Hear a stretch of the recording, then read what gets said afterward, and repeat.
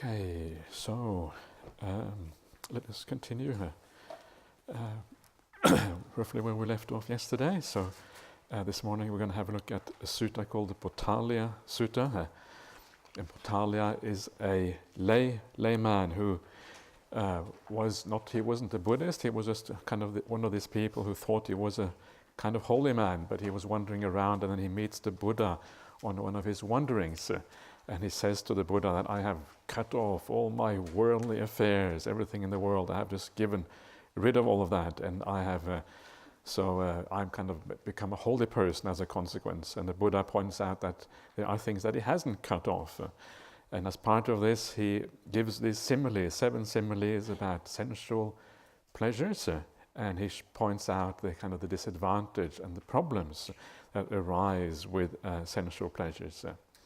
So now we're still dealing with the 6th factor of the Noble Eightfold Path, how to kind of use our mind in a wholesome way to overcome the defilements and overcome problems, and to sort of ready the mind for meditation practice, for sammasati, satipatthana, and then eventually samadhi itself.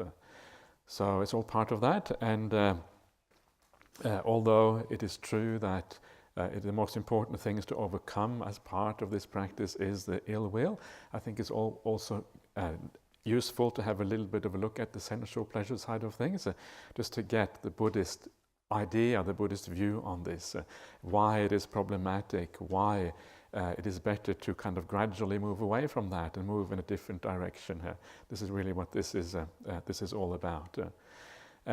So this is not meant to kind of for anyone to sort of push these things aside or to repress them or suppress them in a harsh way. It is just a way of reflecting, and that reflection in itself will tend to have, in the long run at least, certain effects on your mind, and you will start to move your mind in a different direction, to think about these things differently.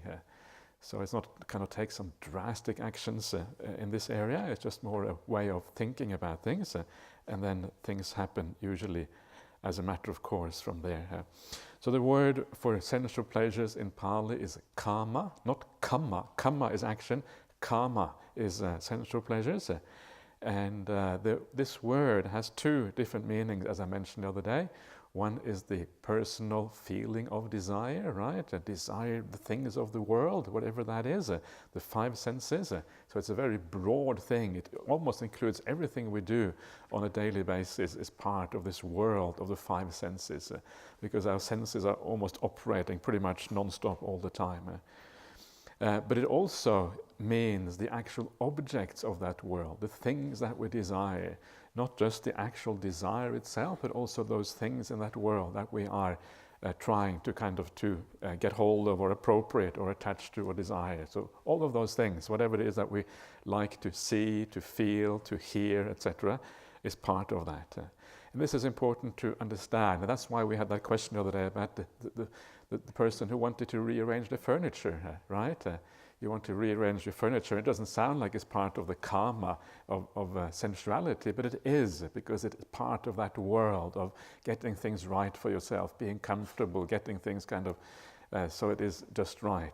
So it is actually part of that world. It's very broad part of our personal experience, and for that reason it is quite challenging to move away from that and move towards the more spiritual aspects of life, the mental happiness, the mental pleasures, and these kind of things.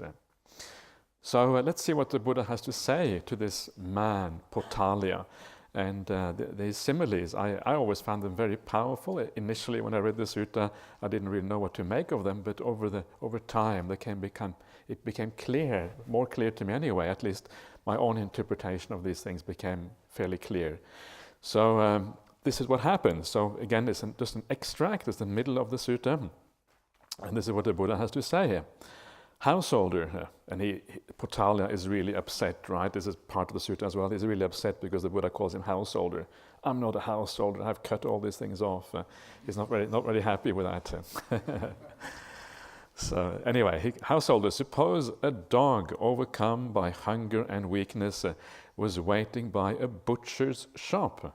Then a skilled butcher or his apprentice would toss the dog a well-hacked, clean-hacked skeleton of meatless bones smeared with blood, What do you think, householder? Would that dog get rid of his hunger and weakness by gnawing such a well-hacked, clean-hacked skeleton of meatless bones smeared with blood? No, venerable sir. Why is that? Because that was a skeleton of well-hacked, clean-hacked, meatless bones smeared with blood. Eventually that dog would reap weariness and disappointment. So too, householder, a noble disciple considers thus. Sensual pleasures have been compared to a skeleton by the Blessed One. They provide much suffering and much despair, while the danger in them is great. So here the sensual pleasures are compared to this dog, right? And the sensual pleasures here is this bone that gets thrown to this dog. And the dog is really kind of running around, finally getting to the shop, looking for the pleasures in the world. Comes to the butcher shop, waits outside. And of course, there's no way that butcher is going to toss that dog some real meat, because that meat is expensive, especially at that time. In those days, it would have been very kind of luxury thing. And the dog waits and waits, and then it finally gets this bone, and it kind of gets the taste of those sensual pleasures. But it's only a taste. There's no real satisfaction there.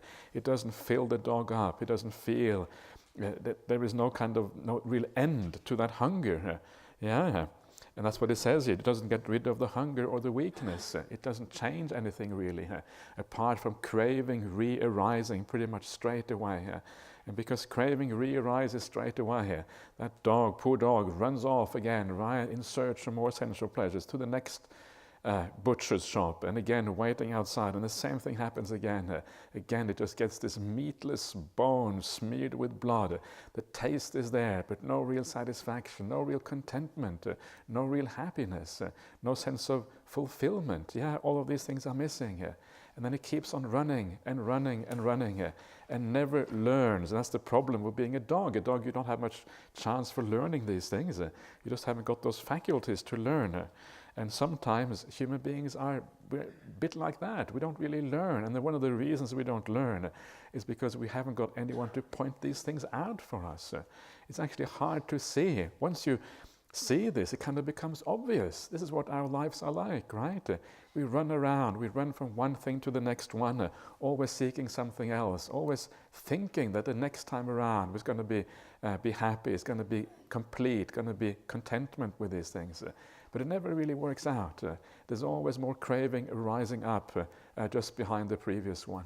That relationship is never as satisfying as you thought it was. And even if it is satisfying, then you die, and then you have to start over again in your next life. Again and again, doing the same thing. No sense of final satisfaction, no sense of completion is really there. And why is that the case?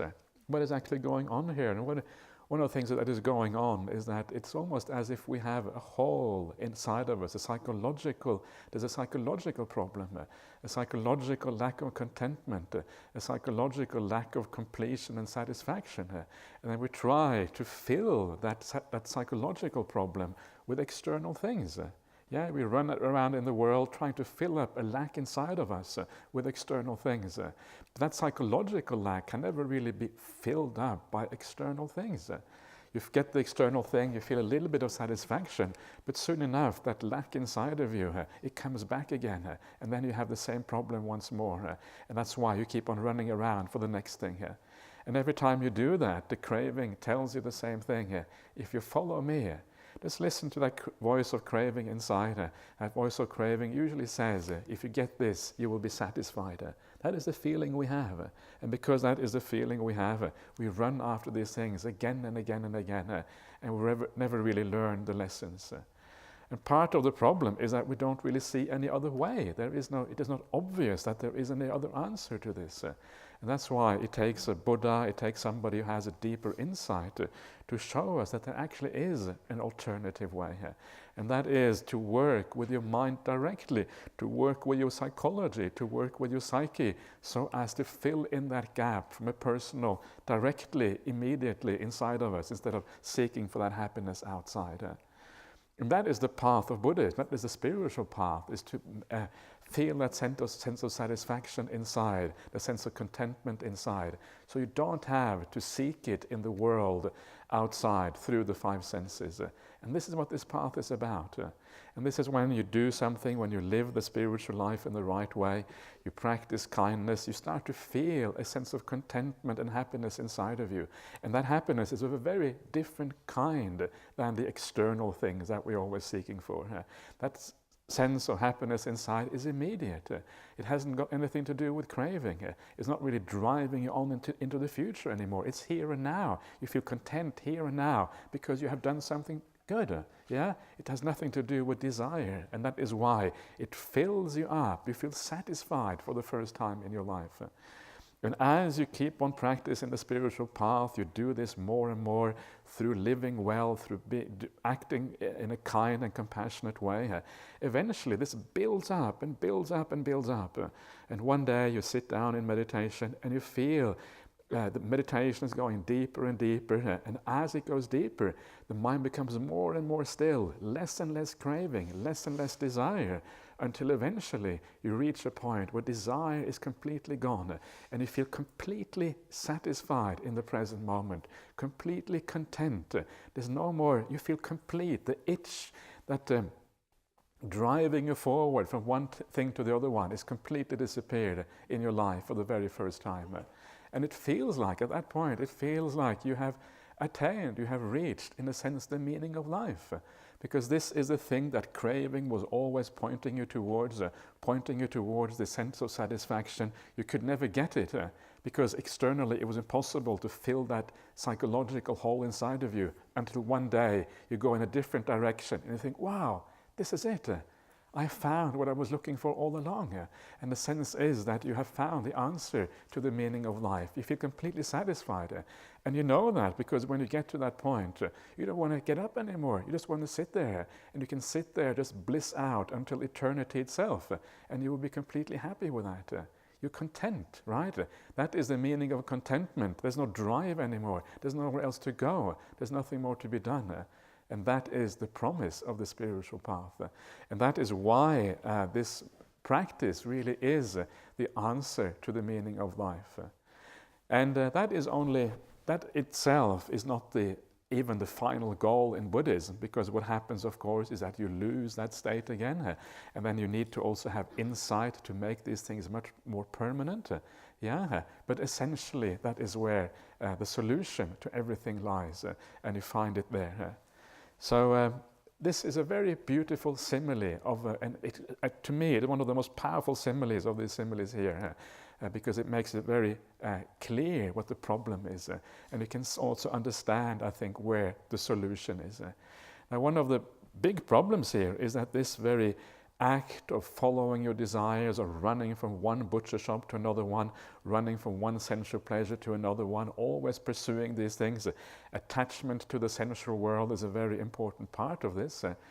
But one of the big problems with this is that this is the main thing that attaches you to samsara, to the endless running along, going from one life to the next one, getting born, getting old, dying, and doing this, going on and on and on, doing this almost forever into the future, and certainly stretching back into the past.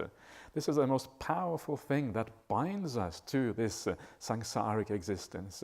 When you crave, you're always looking at the future.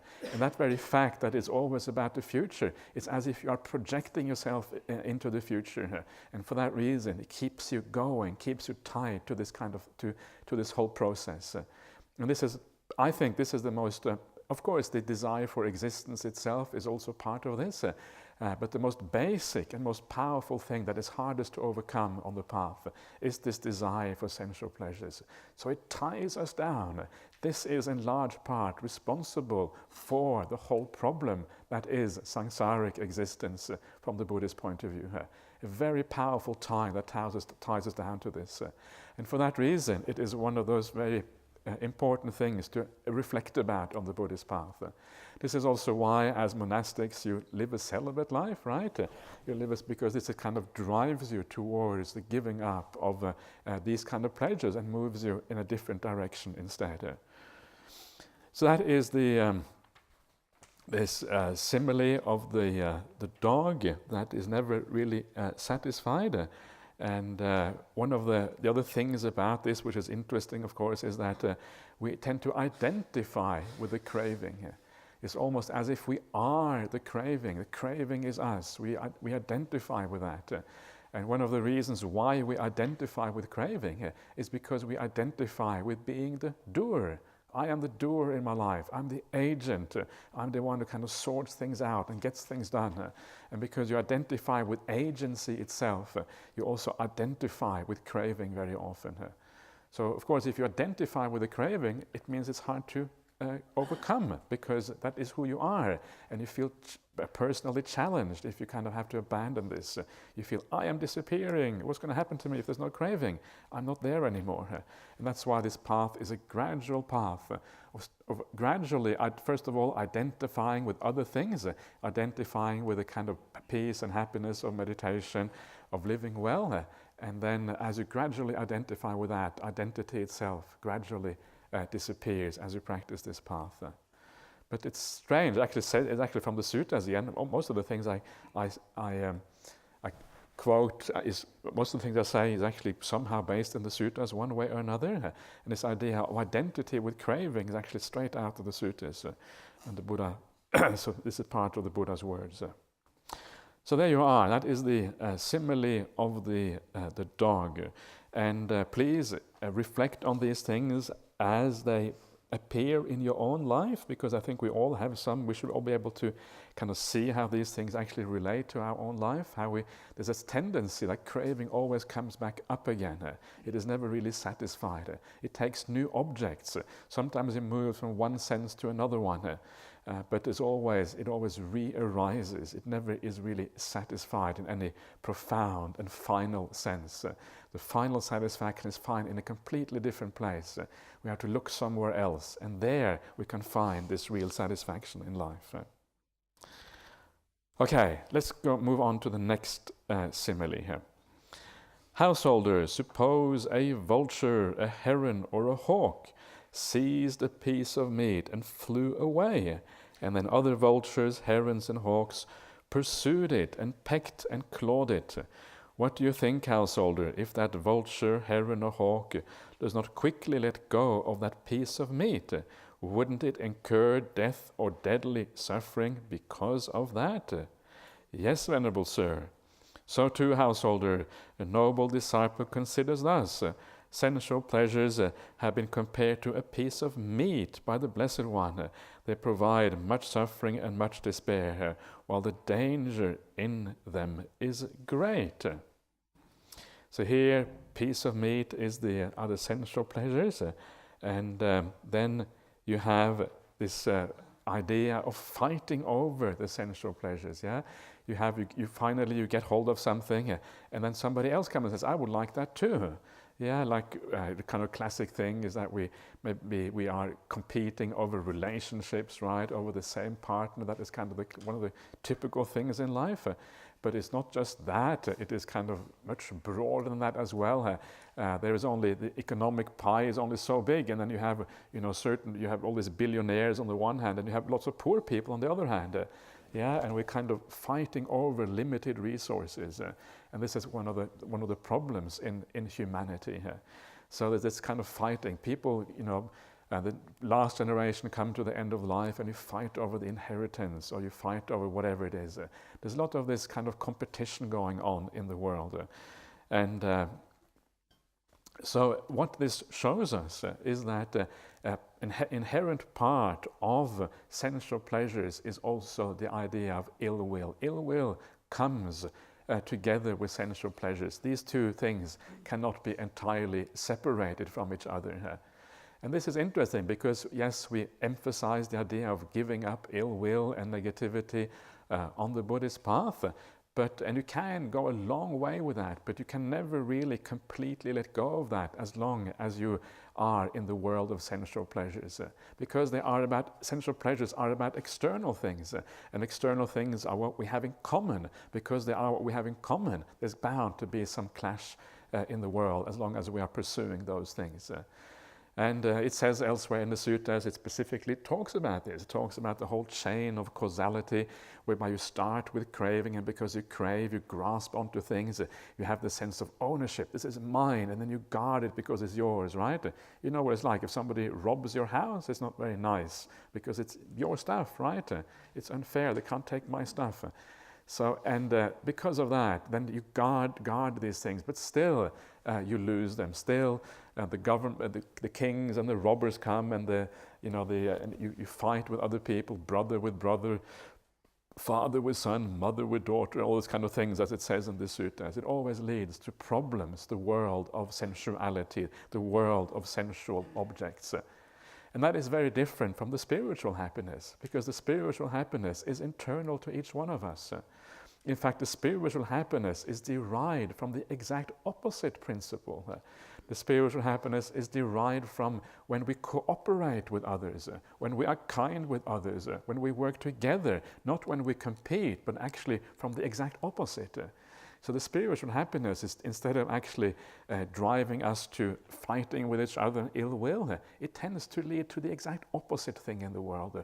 More harmony, cooperation, a sense of unity, a sense of looking after each other, a sense of care. And then when you sit down in meditation, you then get the happiness that comes from that. And it's purely internal to yourself. There's no competition anymore. That kind of happiness that never leads to ill will. In fact, it is the precise opposite of ill will, and that's why it works. So this is, I think, a very interesting problem with sensual desire. It is always tied up with ill will, always tied up with problems, with competition, with a sense of disharmony, right? It is almost impossible to live in that world without that disharmony. And that is why, you look at humanity, and that is why there's always going to be some degree of problems, I think, in the human realm, precisely because of this. There is no such final solution in the human realm, precisely because as long as we are attached to sensuality, and we will always be attached to sensuality, because that is why we get reborn as humans. Otherwise, we would reborn somewhere else. So it is the nature of this realm, the nature of it is that there's going to be disharmony and problems. So, okay, so let's have a look at the next simile here. Householder, suppose a man took a blazing grass torch and went against the wind. What do you think, householder, if that man does not quickly let go of that blazing grass torch? Wouldn't that blazing grass torch burn his arm, his hand or his arm or some other part of his body, so that he might incur death or deadly suffering because of that? Yes, venerable sir. So too, householder, a noble disciple considers thus. Sensual pleasures have been compared to a grass torch by the Blessed One. They provide much suffering and much despair, while the danger in them is great. So the blazing grass torch, right? The point of a torch is to give you a bit of light, and that is the kind of the pleasure there. So you get a bit of happiness and pleasure because you can see where you are going, and that is the happiness of the sensual pleasures. But also, it quickly turns out to be a problem. So what is the problem here? And one of the problems, of course, is that wherever there is desire, there is attachment just behind the desire. There's no such thing as desire and craving without attachment, because attachment is just what we do. If you have desires, you want to control that world, and our way of trying to control the sensual world is by attaching to it, holding on to it, appropriating it, making it your own. This is my relationship, this is my husband, this is my wife, this is my partner, these are my children, this is my house, my furniture, my identity, my career, my religion, right? We attach to all of these kind of things. But the moment, so this is just how we try to control that world. So wherever there is craving, there's a trying to control, which is the attachment, the upadana, tanha pachaya upadana. Craving leads to the taking up and holding on to things. And that then becomes the upadana pachaya bhavo. That upadana taking up then conditions existence. We exist in accordance with that. And so, of course, once you exist in a certain way, then that existence, that attachment will be challenged. It will be challenged by the nature of reality, which is unreliable, impermanent, cannot control. Yeah, and that's what happens when because that challenge is always there. You attach to things that are inherently unreliable, uncertain, subject to change. Then, of course, you're going to suffer as a consequence. Because it's just impossible. You're attaching to something that cannot be controlled, that will not always be there, that is inherently unreliable. And because of that, bang, you are going to suffer when that happens. And this is part of the problem. So whenever you crave for something, you're basically saying, please allow me to suffer, because that is the consequence of that. Yeah. And also important to remember as well that desire is, the more you see desire for what it actually is, or craving for what it is inherently unpleasant. It is inherently unpleasant because it is restless, it is agitated, it is not a state of peace. Yeah, it is inherently hot. It is inherently this is basically not a very nice state. And the more you move towards peace of mind and the clarity of meditation and those kind of things, the more you can see the inherent problem in craving and all of these things. So please notice that. This is one of the things you can notice, at least to some extent, on a retreat like this, because you are now going in a different direction, hopefully, from what you normally do. So that is the blazing grass torch, yeah, a little bit of happiness. And this, of course, is the point, an important point on the Buddhist, understanding, is that it is not as if sensual pleasures are entirely painful and problematic. There is some degree of happiness there, because if there was no happiness, we wouldn't even go there in the first place. It's precisely because there is some degree of enjoyment that we go there.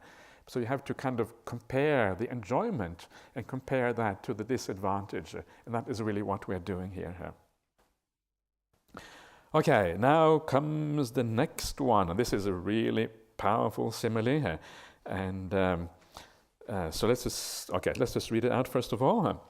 Householders, suppose there were a charcoal pit deeper than a man's height, full of glowing coals without flame or smoke. Then a man came who wanted to live and not to die, who wanted pleasure and recoiled from pain. And two strong men seized him by both arms and dragged him towards that charcoal pit. What do you think, householder? Would that man twist his body this way and that?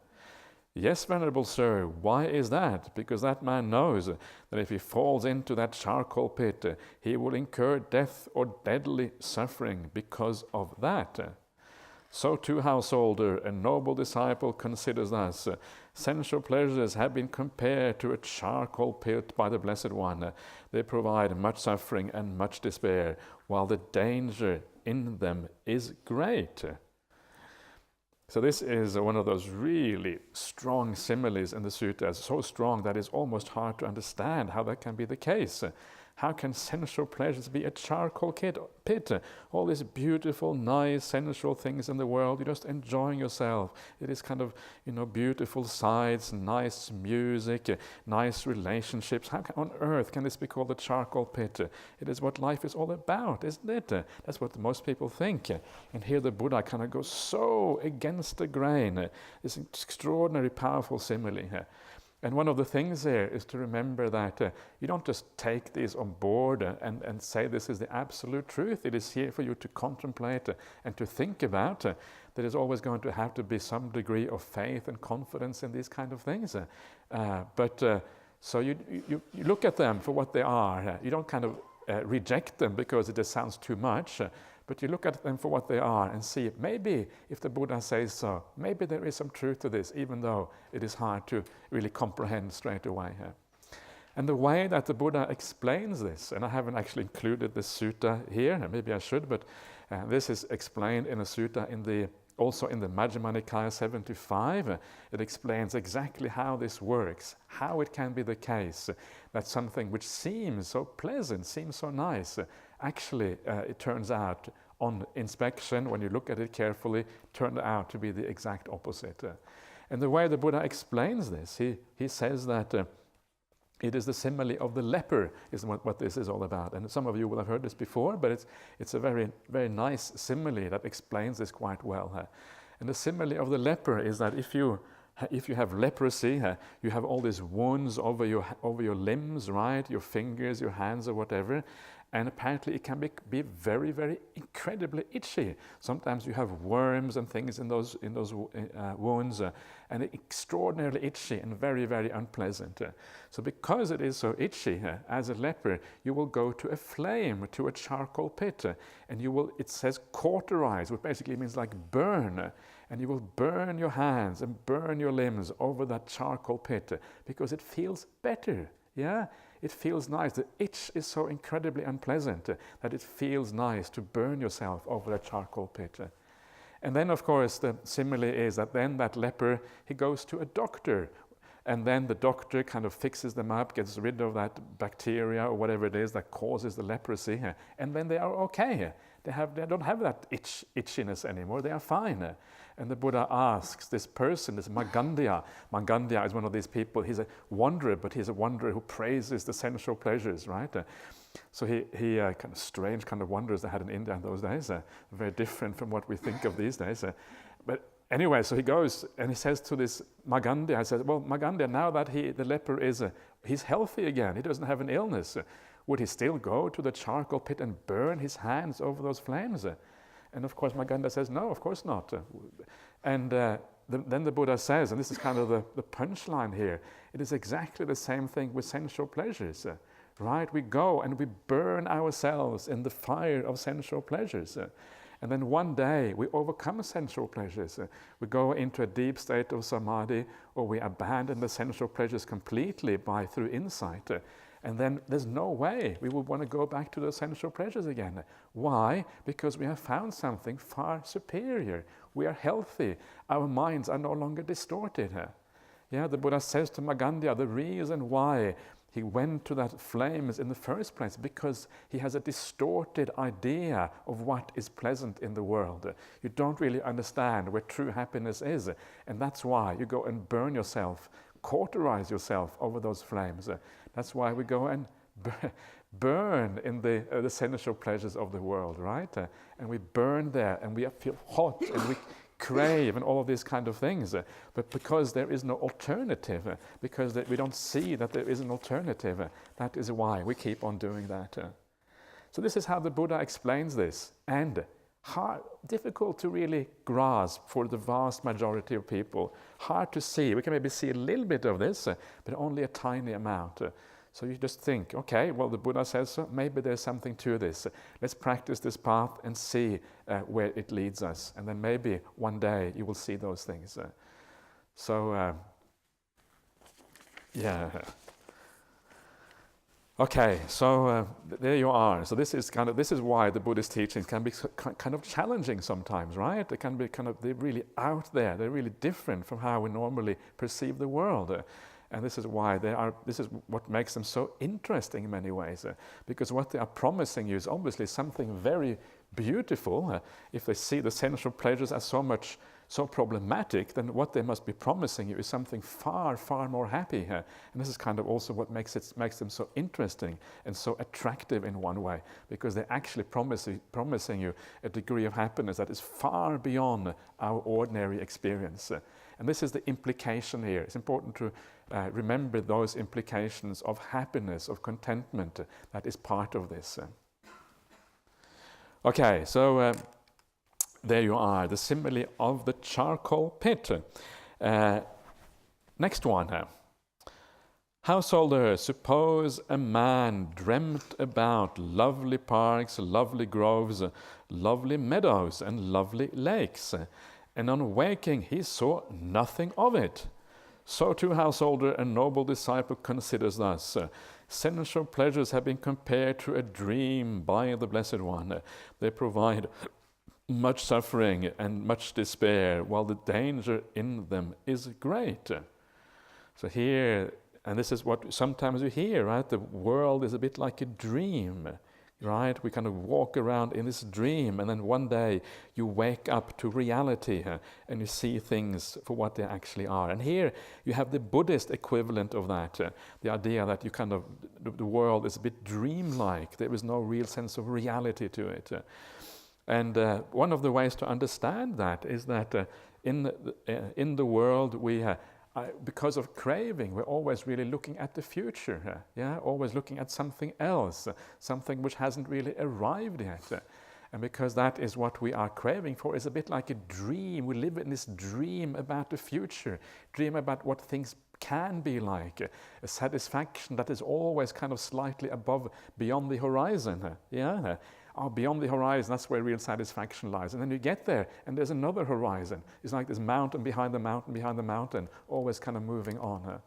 So this is the dream of life. And if you think about that, I'm sure you'll be able to relate to that to some extent. Very difficult to really live in the present moment, always looking to the future for something else. And this is true both in the small picture of the daily small cravings we have, and also the big picture cravings, the big ideas that we have about what life is going to turn out to be like in the future.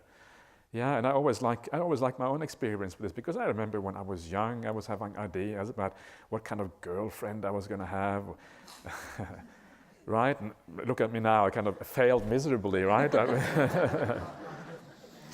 Or what kind of house I was going to have. I'm going to really have a really nice house. Please have a look at my cutie in the monastery. It's a tiny little thing.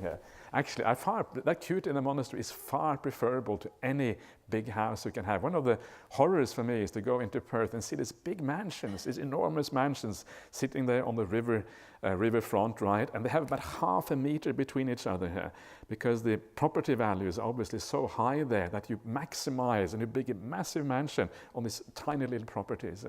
But for me, the space I have around me, the kind of feeling of the forest, far more important than the size of the place where I live. In fact, the size is just a hassle, whereas all the nature around it, that is what makes it feel peaceful, makes you feel secluded, gives you all those beautiful feelings of living the spiritual life. So I'm horrified when I see those big mansions. I think that looks terrible. I never want to live in any one of those things. So again, it shows you your dream and the reality so different.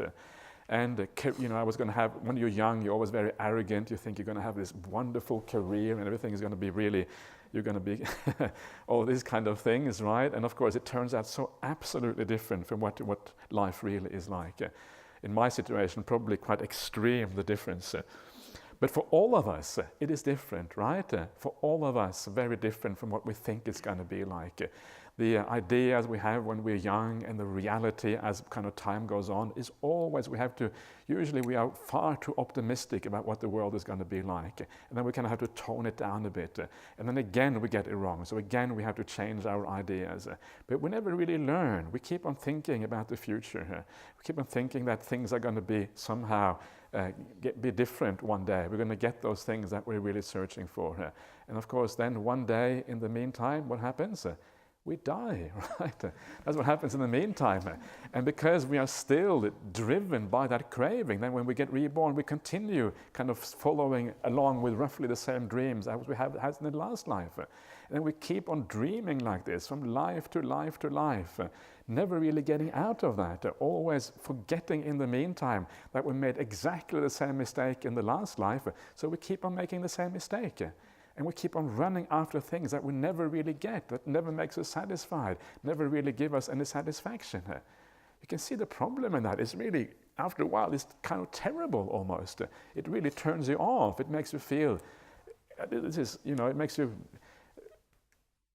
I guess eventually it makes you reject that whole thing. It makes you feel repulsion and aversion to this whole idea of running after something that you never actually get. You never get there. And that is why then you start to move on to the spiritual path instead, and you search for the happiness which comes here and now. And this is the powerful thing about the happiness of the spiritual path. Because it is here and now, you're getting out of that dream. The dream is no longer there. You actually become present. You are mindful. You are happy in the present moment. You gain in happiness, which is immediate instead of something which is always related to craving, always kind of somewhere slightly over the horizon, slightly out of reach, moving towards something all the time. So this is this beautiful simile of the dream, and I think, again, it's something that I'm sure all of you can relate to some extent. Then we have the next simile, which I also like quite a lot, and it goes as follows.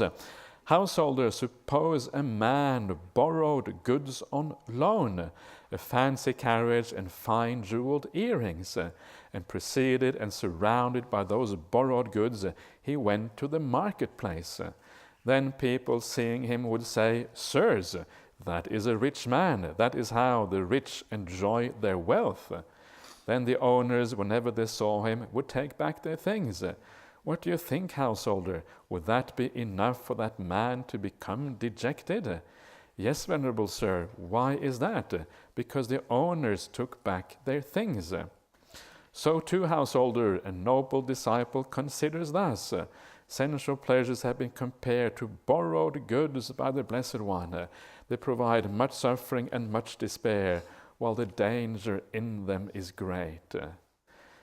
Sensual pleasures here means the objects of the sensual world, all the things that we kind of grasp and we hold on to and we attach and that we think we own. We think we own them, but that of course is just a delusion. We don't really own them because ownership implies control, and our control over these things is limited. Eventually they will be taken away from us. Nature will come and grab them and rip them away from us whether we want to or not. We have no choice in the matter. And that is why they are borrowed goods. You can only have them for so long, and then they will be gone. So remember that. Very often that fact that they are borrowed, the fact that they will be taken away from you will happen before you die, but at the very latest, these things will come when you die. When you pass away, all of these things of the world will have to be given up. And so much of the things in our life that we hold on to belong to this world, right? So much. When you start to kind of count things up and you start to add it all up, you realize that the vast majority of things in our lives actually are borrowed things. And you start counting it, right? So obviously, first of all your belongings, that's very obvious. You can see that you're going to have to give it up. All our relationships, the friends, families, the people who are the closest to us, all of that is going to have to be given up. These are kind of the obvious things, right? Your physical body, obviously, right? The body that you look after so much, you go to the gym, you do the workouts, you do everything, right? After all that hassle with this body, making sure it looks just nice, then gone, right? Just a pile of ashes remaining. That's all that's left of that body that you look after so much. So that body goes. Then all the mental possessions that belong to this world, all your status, your education, your career, your successes, your sense of identity is so much tied up with things in this world. All of that too will have to go, right? There's almost nothing left. All that is left really when you die, and this is what we will see later on today, is of course the idea of the mental things that you have developed, the karma that you have built up for yourself. In other words, all the mental happiness, all the goodness of your heart, the kindness, all of these things. In other words, the qualities of the mind, that is what you take with you into the future. And the powerful thing with this simile is that it shows us where we should really invest our time and our resources. Life is so short. Before you know it, it's come to an end already. You know, if you're lucky, you stay on this planet for 80 or 90 years. If you're not so lucky, it's less than that. You just don't know when it's going to come to an end. But regardless, it's very short, this lifespan. When I think about it, I think it was only yesterday, like I was 20 or 25, it just disappeared kind of in between there somewhere. So it is so short. So how much of your time, how much of your resource, how much of your energy are you going to invest in something that is about to disappear? It's only a matter of time, it will all be gone. Yeah, and it's kind of madness the way most people live their lives, where everything is invested into this life. And imagine when you invest everything in this life and then you die, you're on your deathbed. How do you feel? You feel confused. You feel, what happened? What was the point of all this? I built up all of these things in my life. I'm so proud. I built up a career. I kind of done all of these good things. You feel really proud of your life, and I've kind of supported the family, and kind of my children are doing well. And now I'm going to have to go. What was the point? It all seems so pointless, so terrible. You've done all of this stuff and you have to give it up. And this is why people sometimes, when they live like that, they die, they are confused, they're holding on, they can't let go, because your entire life has been involved with those things. So of course then you realize, if you are smart about this, if you get the Buddha's teachings in time, if you're lucky enough to be reborn in Perth in Western Australia, so you get these teachings, right? Then you realize, wait a minute, what I should do, I need to change my investment strategy. Instead, I need to invest in those things I can take with me into the future. Invest in my mind, invest in those things that bring true satisfaction, that I can take with me into the future. Then when you die, you don't feel confused anymore. Then when you die, you feel a sense of clarity, because you know that you're taking all that goodness with you into the future. You know you have invested in the right way, and you take those qualities with you. So this, to me, is a very powerful simile, and it also shows you the importance of having this idea of rebirth in Buddhism. It changes things so dramatically. Yes, you still want to live a spiritual life if you don't believe in rebirth, because that leads to happiness in this life. But this kind of changes the equation enormously when you look at things in the big picture here. Life to life to life, the equation, the kind of interest in expanding your view becomes so obvious when you do that, when you look at things differently here. So be careful, don't just focus on this little life.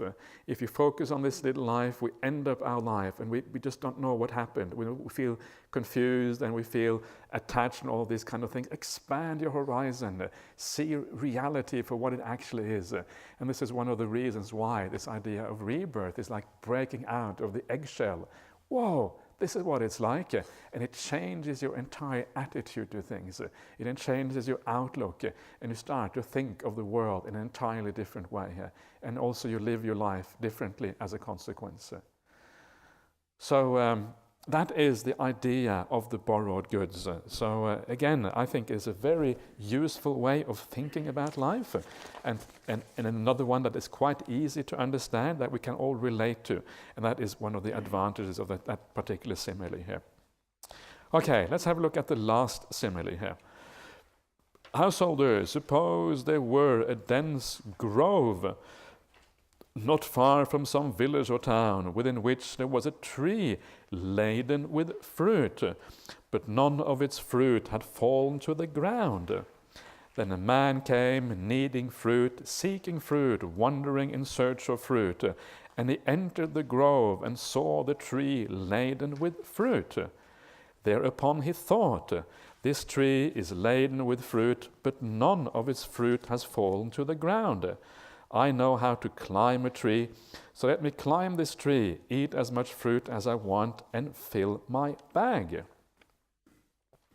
And he did so. Then a second man came, needing fruit, seeking fruit, wandering in search of fruit, and taking a sharp axe, he too entered the grove, and saw that tree laden with fruit.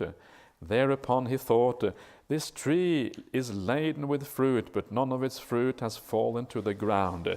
I do not know how to climb a tree, so let me cut this tree down at its root, eat as much fruit as I want, and fill my bag. And he did so. What do you think, householder, if that first man who had climbed the tree doesn't come down quickly? When the tree falls, wouldn't he break his hand or his foot or some other part of his body, so that he might incur death or deadly suffering because of that? Yes, venerable sir. So too, householder, a noble disciple considers thus. Sensual pleasures have been compared to fruits on a tree by the Blessed One. They provide much suffering and much despair, while the danger in them is great. So here we have this man who enters the grove, and this grove for me means like the world of sensual pleasures, right? You enter the world of sensual pleasures. Perhaps it means you get reborn in the human realm, or perhaps some Deva realm where there's lots of sensual pleasures. And when you enter that grove, you kind of wander around in that world, looking at these trees, looking out for sensual pleasures that you can enjoy, that you can attach to. You walk down, like walking down the shopping street and looking at in all the windows, and to see what can I perhaps enjoy in this world of sensual pleasures. And then you come to this tree, right? This tree here, this department store perhaps, or whatever it is, and you climb up the stairs, and you go into the escalator, you climb up the tree here. And when you go into that tree, you find all this fruit, right? All these sweet mangoes in that tree here. And then when you find the sweet mangoes, everybody likes mangoes, I think. I've never heard of anyone who doesn't like mangoes. It's kind of a universally liked fruit. So you climb up the tree and whoa, these mangoes, so nice, just ripe, just perfect. And you sit there and you really kind of get completely indulging in those mangoes. And because you are indulging in them, you lose your mindfulness, you lose your sense of reality, you get intoxicated. And this is what happens here. Sensual pleasures are intoxicating. This is one of the characteristics of sensual pleasures. And because they are intoxicating, you lose your sense of reality, your sense of mindfulness. This is the problem with alcohol. When you drink too much, you lose your sense of what is right and wrong. You get intoxicated. And because you are intoxicated, that is why you do crazy things when you are drunk. I remember being drunk myself. It's a long time ago now. It's not after I became a monk, just to make that absolutely clear. It's a long time ago. But when I was a university student, sometimes I did really stupid things. I remember back, and that's okay. I don't mind having done some stupid things in my life. But you lose your sense of what is appropriate and what is kind of proper when you get really drunk. And this is part of the problem. But drunkenness in the Buddhist teaching is not just alcohol. You can get drunk on so many things. And one of the things you can get drunk on is sensual pleasures themselves. And you forget what really matters in the world. And that is why we tend often to break precepts if we are too attached, have too much craving for sensual pleasures, because they promise us happiness somewhere else. And we follow that. We're pulled by the nose towards these sensual pleasures, and we forget what is appropriate. And this is what is happening to this man. He's sitting in this tree, intoxicated, indulging in sensual pleasures. He's not aware that kind of his death is approaching. This is the grim reaper coming at the bottom there, right? And kind of cutting down the tree. And as he cuts down the tree, if you don't come down quickly, if you don't regain that mindfulness very fast, the tree will fall over. And then you have a serious problem because you are sitting in the top of that tree here. So this is how I interpret this particular simile. Again, these similes probably can be interpreted in different ways, some of them, but that is the way I look at that one. We are in that jungle, intoxicated, indulging in sensual pleasures. And there is a nice sutta. This is the Majjhima Nikaya 125, the Danta Bhumi Sutta, which means the Danta Bhumi means like the ground of the tamed person, in other words, the stage of the tamed, the point of tamedness, if you like. And that sutta has it. Is it that sutta? Or is it another sutta? I think it's that sutta. Anyway, there's this nice simile in there, which is very similar to this part. Kind of draws a bit more out of this one, adds to this simile, if you like, draws more meaning out of it, and that is a simile of two fellows that come along, they walk along, right, and then they come to the base of this big hill or this mountain or whatever it is, and then one of these fellows, he walks to the top of the mountain, while the other one, he's too lazy, he kind of stands at the bottom, and then when this other one man, he gets to the top of the mountain, he kind of shouts down to his friend, wow, at the top of the mountain I can see all these things. I can see fields and villages and parks and meadows. I can, as far as the eye can see, just going on into the horizon. And the fellow at the bottom says, nonsense, there is no way you can see that stuff at the top of the mountain. I don't know where he has lived his whole life, but he is kind of slightly strange. But that's what he says. And then, of course, the other man at the top of the mountain, he says, well, he comes down, grabs him by the hand. Okay, I'm going to show you what is at the top of the mountain. Pulls him up to the top of the mountain and says, well, what do you see? Oh, yeah, I see villages, fields. A bit sheepish at that point. I see exactly what you were saying. And then the other man says, well, how come just a minute ago you were saying this was nonsense? And he said, I was obstructed by this mountain, and that's why I couldn't see anything. And that mountain, of course, is a simile for the 5 hindrances. And when you come out, when you emerge from the jungle, you emerge from the 5 hindrances for the first time, you get above them, then you get an overview and you can see what is going on. Then you understand what life is really like. You understand the place of that jungle, the place of that grove down there, because you have emerged from it. You get an overview of life and what is happening here. And this is what this is about. And this is what we are trying to do on the spiritual path. We're trying to emerge from those sensual pleasures. We're trying to climb that mountain. And the way to climb that mountain is to go inside of yourself, abandon these things, enter a state of samadhi. The samadhi is the spiritual equivalent of that mountain in the physical world. And when you get to samadhi for the first time, then you can understand what sensual pleasures are. Then you have the bird's eye view. Then you're able to look down and see what the world is truly like. That is what samadhi is. Ajahn Brahm has that similar simile in his book, in one of his books, that he talks about his experiences as a young man. He went to the Yucatan Peninsula in Mexico, or Guatemala, one of those places. I think it's Mexico actually. And then he climbs this pyramid and comes out of the jungle for the first time. And he says, that's just like what samadhi is like. You're climbing up, you get a bird's eye view of what is going on. And that is what we are trying also to do on the spiritual path. And only then can you really understand what sensual pleasures are like. Only then do these similes here start to make sense, because now you have a real overview of life. You understand things in the big picture, and you have some perspective of what is going on. So there you are. So these are the Buddha's way of explaining sensual pleasures, the problems with them, why we are trying to kind of eliminate these things a little bit on the Buddhist path. It doesn't mean that we ever abandon all sensual pleasures completely. What it means is that we abandon our craving and attachment to these things. But we're always going to be living in the world of sensual pleasures. Even the arahant lives in the world of sensual pleasures. The arahant is still there. Even when you get into a deep state of samadhi, you can still appreciate your food and appreciate these things. But you do it for the first time without craving, without attachment. It's a very different state of mind that is involved in that particular case. So please consider these things and think about them. And as you consider them, they will most likely have some impact on your life. And then it becomes a natural movement on the spiritual path, not a forced rejection of things where we use willpower, but a movement that is the result of using wisdom in the right way. And then it's easy, it's natural, it happens as a matter just easily. And this is kind of the ideal on the Buddhist path, for things to happen naturally rather than having a forceful rejection of something, because that just leads to suffering and problems down the road if we do it that way.